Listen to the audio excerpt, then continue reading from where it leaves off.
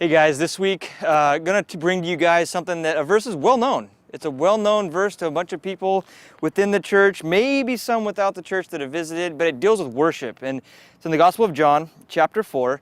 Jesus having this conversation with this lady, and it turns into, they're talking about sin, but it transforms into this conversation about worship. Beautiful thing, how God can take a life that is ruined and destroyed and somehow bring that conversation to be one that is all about worship and the Lord. And he reveals a truth to her. He says, God is spirit, and those who worship him must worship in spirit and truth.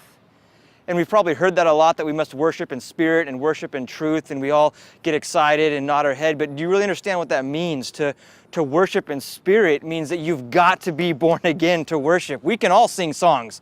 Some of you really good.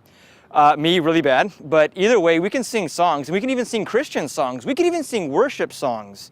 But if we're not born again believers, if we've never put our faith and trust in Jesus Christ, all you're doing is singing a song. You're really not worshiping at all. And so to worship in spirit means that you are trusting in the Lord with all your heart when you are singing these songs.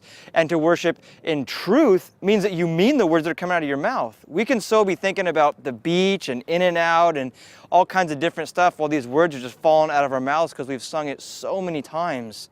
And though the words are beautiful and the depth of the meaning is incredible, if we don't understand what we're saying, we're missing out on the true meaning of worship, and it's not in truth. It's not from our heart. Do you know what you're saying when you're singing these songs? Do you mean what you're saying? Are you going to walk out of that room and live a holy life? When we sing, I will lift up holy hands, or different things like that, is that something you're doing?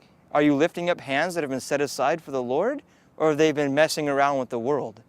And so think about it. Next time you have the opportunity to worship the Lord in song, so there's so many ways to worship, but in song specifically, man, are you born again? Then we have the reason to worship, but make sure it's in truth. Make sure that the words that are coming out of your mouth line up with the intent of your heart.